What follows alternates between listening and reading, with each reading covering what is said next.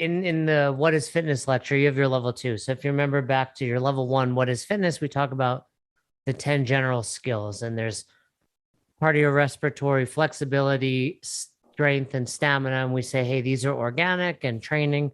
And then there's two in the middle, power, speed. And then the bottom four, balance, accuracy, agility, and coordination, we say are neurological. They come from practice, and equally, they all help power and speed. So when we say that, neurologically, those things are developed, are those for balance, accuracy, agility, and coordination really what's helping a lot of the people that you're working with? I think it's part of it, right? And part of the reason I think a part of the reason we refer to those as neurological too is that you have to learn them and train them, right? You have to prime your brain to be able to do these kinds of movement patterns.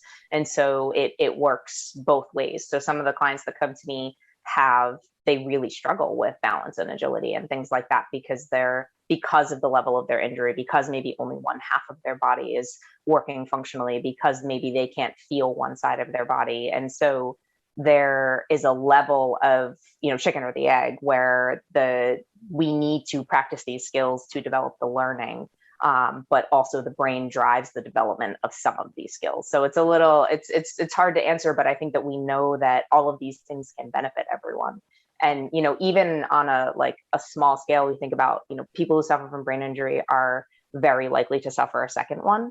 um, Even uh, if it's acute, even if it's because of an injury, Regardless of people, they're more susceptible, they're more vulnerable, like a largely because concussion.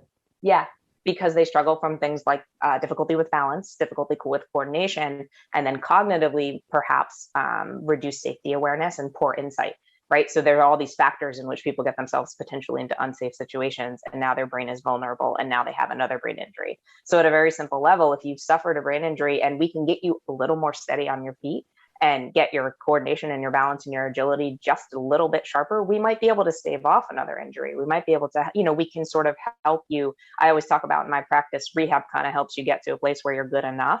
And I think bringing these folks in and training them in fitness provides an opportunity to be better than good enough. There's more than just, okay, now you can walk in a straight line. It's okay, well, how can we help you move better and be safer out there in the world?